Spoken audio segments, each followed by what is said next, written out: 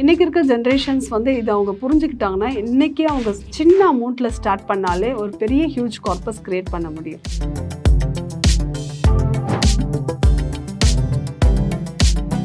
Hartley per year 1,20,000, 10 இயர்ஸ்னா nearly 12 lakhs அவருடைய investment அமௌண்ட்டாக இருக்குது. ஓகே, ஸோ அவருடைய கார்பஸ் வந்து ஜூலை 2009 எவ்வளோ இருக்குது அப்படின்னா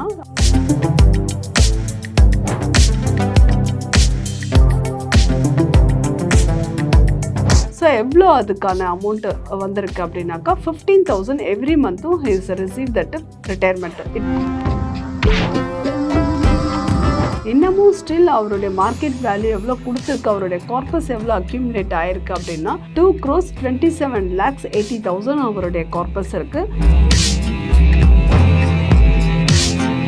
பாருங்க, 12 lakhs வச்சிருந்தவர் இன்னைக்கு 2 crores மேலே அவருக்கு வச்சிருக்காரு அப்படின்னும் போது இப்போ உங்களுக்கு நான் ரிட்டையர்மெண்ட் பற்றியான ஒரு இன்ட்ரெஸ்டிங்கான டாபிக் பற்றி பேச போகிறேன். ரிட்டையர்மெண்ட் அப்படின்னா நம்ம நினச்சிக்கிறோம் நான் ஜாபை விட்டு வந்துட்டா தான் ரிட்டையர்மெண்ட் அப்படின்னு சொல்லிட்டு. அப்படி கிடையாது. You're retire from your work, not from your age. So உங்களுடைய அந்த ஸ்ட்ரெஸ்ஸில் நிறைய பேர் இன்றைக்கி இருக்க ஜென்ரேஷன் பார்த்தீங்கன்னாக்கா ரிட்டையர்மெண்ட் அப்படி எனக்கு வந்து ஆஸ் சூன் அஸ் ஒரு காலத்தில் இன்றைக்கி ஒரு 60 ஏஜில் தான் நம்ம ரிட்டையர்மெண்ட் இருந்துச்சு. இன்றைக்கி இருக்க ஜென்ரேஷன்ஸ்லாம் எனக்கு தெரிஞ்சு அவ்வளோ வருஷம் ஒர்க் பண்ணுறதுக்கான வாய்ப்புகள் ரொம்ப கம்மியாக இருக்கும். ஸோ 45, 50 அப்படின்றது தான் அவங்க மென்டாலிட்டி இருக்குது. ஸோ நாளைக்கு ஒரு ஓனரை ஒரு எம்டி ஏதாவது சொல்லிட்டாலும் அவங்கக்கிட்ட மணி ஃப்ளோ இருந்ததுன்னு வச்சுக்கோங்களேன், அவங்க கரெக்டாக ஒரு பிஸ்னஸ்லேயோ ஒரு டெசிஷனும் எடுக்க முடியும். இன்றைக்கி இருக்க ஜென்ரேஷன்ஸ் வந்து இதை அவங்க புரிஞ்சுக்கிட்டாங்கன்னா இன்னைக்கு அவங்க சின்ன அமௌண்ட்ல ஸ்டார்ட் பண்ணாலே ஒரு பெரிய ஹியூஜ் கார்பஸ் கிரியேட் பண்ண முடியும். இப்போ நான் ஆல்ரெடி இருக்க ஒரு ப்ரீவியஸ் டேட்டாவை மட்டும் நான் இப்போ உங்ககிட்ட அதை ஷேர் பண்ண போறேன். இது வந்து அசம்ஷன் கிடையாது, நம்மளுடைய ரெக்கார்டில் இருக்க டேட்டாஸ். இட் மீன்ஸ் இன்னைக்கும் பர்சன்ஸ் ரிட்டையர்மெண்ட் ஃபண்டை கார்பஸ் கிரியேட் ஆகிட்டு இருக்கிறத பற்றி தான் நம்ம இங்கே பார்க்க போகிறோம். It is called freedom SIP அப்படின்னு சொல்லிட்டு ஒரு ஃபேமஸ் மியூச்சுவல் ஃபண்ட்ஸில் இருக்க ஃபண்ட் ஹவுஸ் கொண்டு வந்த ஒரு கான்செப்ட். அது freedom SIP, systematic investment plan. இப்போ எப்படின்னாக்கா ஒரு நார்மல் ஒரு ஆவரேஜ் பர்சன் ஒரு 10,000 சேவ் பண்ண முடியும் இல்லையா அவங்களுடைய ஏஜில். 10,000 வந்து ஒரு பர்சன் 1999 ஆகஸ்ட்டில் ஸ்டார்ட் பண்ணியிருக்கிறது 2009 வரையும் ஜஸ்ட் ஒரு 10 இயர்ஸ் வந்து எவ்ரி மந்த்தும் ஒரு 10,000 பே பண்ணிகிட்டே இருக்காரு. ஹார்ட்லி பர் இயர் 1,20,000, 10 இயர்ஸ்னா நியர்லி 12 lakhs அவருடைய இன்வெஸ்ட்மெண்ட் அமௌண்ட்டாக இருக்குது. ஓகே, ஸோ அவருடைய கார்பஸ் வந்து ஜூலை 2009 எவ்வளோ இருக்குது அப்படின்னா அவருடைய இன்வெஸ்ட்மெண்ட் 12 lakhs, அந்த end of the market value எவ்வளோ ரிட்டர்ன்ஸ் டெலிவரி பண்ணியிருக்குன்னா 36,18,000 டெலிவரி பண்ணியிருக்கு. ஓகே, இப்போ அவருடைய இன்வெஸ்ட்மெண்ட் என்ன இருந்துச்சுனாக்கா 12 lakhs இருந்தது. கரெக்டாக. இப்போது ஆஃப்டர் 11th இயர்லேருந்து அவர் வந்து எவ்ரி மந்த்தும் சிஸ்டமேட்டிக் வித்ட்ராவலுக்கு ப்ரப்போஸ் பண்ணியிருக்காரு. ஸோ என்ன டேட் அவர் ஃபிக்ஸ் பண்ணியிருக்காரோ அந்த டேட்லேருந்து அவருக்கு எவ்ரி மந்த்தும் உங்களுக்கு அமௌண்ட் அவருடைய அக்கௌண்ட்டில் கிரெடிட் ஆகிடும். ஸோ எவ்வளோ அதுக்கான அமௌண்ட்டு வந்திருக்கு அப்படின்னாக்கா 15,000 எவ்ரி மந்த்தும் his receive that retirement. It is called SWP. Every மந்த்தும் அவர் ரிசீவ் பண்ணியிருக்க அமௌண்ட் ஆஸ் ஆஃப் ஜூலை 24 வரையும் பார்த்தீங்கன்னாக்கா 27,61,000 அவர் ரிசீவ் பண்ணியிருக்காரு. ஸோ இது வந்து 15,000 தான் எவ்ரி மந்த்தா அப்படின்னா எவ்ரி இயரும் உங்களுக்கு 15,000 அப்படியே ஃப்ளாட்டாக இது பண்ணிகிட்டே இருக்கிறது தான் ஃப்ரீடம் எஸ்ஐபி. உங்களுக்கு இன்க்ரீஸ் பண்ணிக்கணுன்னாலும் ஃப்யூச்சரில் நீங்கள் இன்க்ரீஸ் பண்ணிக்கலாம். So depends adjustment of the inflation. 15ன்றது அடுத்து ஒரு 5 இயர்ஸில் 20 ஆர் 25 அந்த மாதிரி 5 இயர்ஸ்லேயும் நீங்கள் வந்து அதை இன்க்ரீஸ் பண்ணிக்கலாம். ஸோ இப்படி அவர் பண்ணியிருக்கனால இன்னைக்கு 24ல் பார்த்தீங்கன்னாக்கா நியர்லி 27 lakhs வந்து அவர் ரிசீவ் பண்ணியிருக்காரு.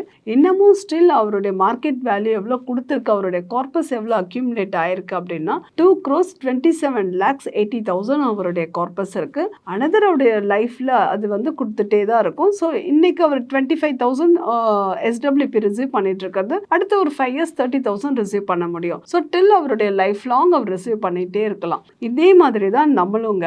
ஸோ இனிஷியலாக ஒரு பாருங்க 10 இயர்ஸ் தான் அவர் பே பண்ணியிருக்காரு 10,000. ஆனால் இன்னைக்கு வந்து அவருடைய கார்பஸ் வந்து லைக் அக்ஷய் பாத்திர மாதிரி அல்ல குறையாம வந்துகிட்டே இருக்கு. இந்த மாதிரி உங்களுடைய மைண்ட் செட்லையும் உங்களுடைய ஃபினான்ஷியல் உங்களுடைய இன்கம்மை பேஸ் பண்ணி எனக்கு எவ்வளோ வேணும் ஃபியூச்சர் அப்படின்னு நீங்கள் ஒரு பிளான் பண்ணிட்டீங்கன்னாக்கா இந்த மாதிரி கான்செப்டை நீங்கள் பிளாட்ஃபார்ம் கிரியேட் பண்ணிட்டீங்கன்னா உங்களுடைய ஃபியூச்சர் பாசிவ் இன்கம் வந்து ரொம்ப யூஸ்ஃபுல்லாக இருக்கும். மென்டல் ஸ்ட்ரெஸ் இல்லாமல் நம்ம லைஃப்பை லீட் பண்ணுறதுக்கு ஒரு நல்ல ஒரு ஆப்பர்ச்சுனிட்டியாக இருக்கும் அப்படின்றது நான் உங்களுக்கு இது மூலமா சொல்லக்கூடிய சில விஷயங்கள்.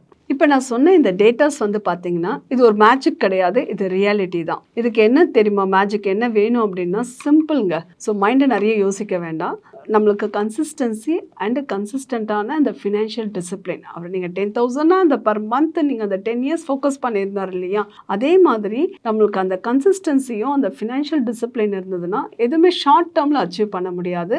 இது மணி க்ரோ ஆகி நமக்கு அந்த பவர் ஆஃப் காம்பவுண்டிங் கிரியேட் ஆகிறது ஓவர் த பீரியடில் தான் அது கிரியேட் ஆகும். பாருங்கள், 12 lakhs வச்சுருந்தவர் இன்னைக்கு 2 crores மேலே அவருக்கு வச்சிருக்காரு அப்படின்னும் போது அவர் அந்த பேஷன்ஸ் அந்த கன்சிஸ்டன்சியில் தான் இவ்வளோ கார்பஸ் அவரால் ஜென்ரேட் பண்ண முடிஞ்சது. இதை பார்த்துட்டு இருக்க யங்ஸ்டர்ஸும் வந்து இன்னைக்கு 1 crore அச்சீவ் பண்ணுறது அப்படின்றது இன்னைக்கு ஒரு பெரிய விஷயமா இல்லை. இன்னைக்கு ஈஸியாக அச்சீவ் பண்ணிட முடியும். ஆனால் கண்டிப்பாக உங்களுக்கு அந்த financial discipline is important. 50,000 earn பண்ணவரும் சரி, இல்லை 1 crore ஏர்ன் பண்ணவரும் சரி, யாராக இருந்தாலும் அந்த ஃபினான்ஷியல் டிசிப்ளின் இருந்தது அப்படின்னா அவங்களுடைய ட்ரீம்ஸை ஈஸியாக அச்சீவ் பண்ண முடியும். அந்த பிளானிங்ஸ் தான் நம்மளுடைய மைண்டில் இருக்கணும். அப்போ தான் நம்மளுடைய ஃப்யூச்சரை வந்து ஒரு ஸ்ட்ரெஸ் இல்லாமல் கொண்டு போக முடியுன்றதை நான் இந்த வீடியோ மூலயமா உங்களுக்கு ஷேர் பண்ணிக்க விரும்புகிறேன். ஸோ நெக்ஸ்ட் ஒரு இன்ட்ரெஸ்டிங் டாப்பிக்கில் நான் உங்களை மீட் பண்ணுற வரையும் so any comments any suggestions இருந்தால் கமெண்ட்ஸில் நீங்கள் டைப் பண்ணுங்கள், அதுக்கு நாங்கள் ரிப்ளை பண்ணுறோம். Until then thank you from Anitha மோகன். தேங்க்யூ. நார்மலாக மைலேஜ் தர டியோ அந்த மாதிரி கூட எடுக்கலாம். நான் இப்போ வந்து இந்த இதுனால எனக்கு பிடிச்ச வண்டினால எம்டின்னு எடுத்தேன். அதுக்கப்புறம் என் கொஞ்சம் ஃபினான்ஷியல் இது ஆனதுனால வேலையை விட்டு ரிலீவ் ஆக வேண்டிய ஆயிடுச்சு. இப்போ வண்டி டியோ கட்டுறதுக்கோசம் சப்மிட் ஓட்டின்னு இருக்கு. ஸோ வந்து ஃபியூச்சர் ஓரியன்டாக வந்து எப்படி பிளான் பண்ணணும் சார் ஆக்சுவலாக? அதாவது என்னன்னா, இப்போ ஃபியூச்சரில் வந்து நமக்கு வந்து இன்னைக்கு நல்லா இருக்கும், பட் எதிர்காலத்தில் இதே மாதிரி இருப்போமா, அடுத்த 1 வருஷத்தில் 2 வருஷத்தில் இதே மாதிரி இருப்போமான்னு தெரியாது. ஜாப் மார்க்கெட் எப்படி இருக்கும், எம்ப்ளாய்மெண்ட் எப்படி இருக்கும், சுச்சுவேஷன் எப்படி இருக்கும், யாருக்குமே தெரியாது. இது அன்சர்டன்ட்டி தான், எல்லாருக்குமே அன்சர்டைன் தான். ஸோ அப்படி இருக்கையில் வந்து நம்ம வந்து save for the rainy day அப்படிம்பாங்க. மழை காலத்துக்காக அந்த காலத்தில் நம்ம தானியங்களை சேமித்து வச்சுக்கணும். அதே மாதிரி தானியங்களை சேமித்து வச்ச மாதிரி நம்ம இந்த காலத்தில் என்ன பணமாக சேமித்து வச்சுக்கலாம், முதலீடு பண்ணி வச்சுக்கலாம், சேமித்து வச்சுக்கலாம். எனக்கு ஏதாவது நிகழ்ந்தால், வேலை போச்சுன்னா அல்லது ஒரு ஆக்சிடென்ட் ஆச்சுன்னா, என்னால் வேலைக்கு போக முடியாமல் போச்சுன்னா, அல்லது என்னுடைய பிஸ்னஸ் சம்பாத்தியம் குறைஞ்சிச்சுன்னா நான் என்ன பண்ணணும் அப்படிங்கிறத ஒரு சின்னமாக திட்டமிட்டு சிறிய அளவில் முதலீடை ஸ்டார்ட் பண்ணி இன்றைக்கி வந்து ஆஸ் லோ அஸ் 100 ரூபாய்க்கெல்லாம் மியூச்சுவல் ஃபண்டில் முதலீடு செய்யலாம். ஸோ அதுங்களில் போட்டுக்கிட்டே வந்தாங்கன்னா அவங்களுக்கு எப்போ கஷ்டகாலம் வருதோ, அப்போ அவர் சொன்னார் இல்லையா, நான் வேலை செய்யல நல்லா இருந்து இப்போ பைக்குக்கு என்னால் டியூ கட்ட முடியும். ஸோ அப்போ அது மாதிரி அந்த சேமிப்புலேருந்து அந்த பணத்தை எடுத்து கொடுத்துடலாம். பைக்குக்கு பே ஆஃப் பண்ணிவிட்டு நம்ம வர்ற சின்ன ஜாபில் என்ன வருதோ அதை வச்சு லீவ் பண்ணலாம். ஸோ அந்த சேமிப்புங்கிறது வந்து மினிமம் ஒரு 100 ரூபாயோ 1000 ரூபாயோ 500 ரூபாயோ 5000 ரூபாயோ அது மாதிரி நம்ம பண்ணோம்னா தான் அவங்க தகுதிக்கு ஏற்ப பண்ணிக்கலாம். யாருமே இன்னைக்கு வந்து என்னால் 500 ரூபா மாதத்துக்கு பண்ண முடியாதுன்னு சொல்லவே முடியாது இந்தியாவில். ஏன்னா எல்லாருக்குமே வந்து சேலரி லெவல்ஸ் வந்து இந்த கடந்த ஒரு 5-10 வருடங்களில் நல்லாவே இட் ஹஸ் கான் அப்.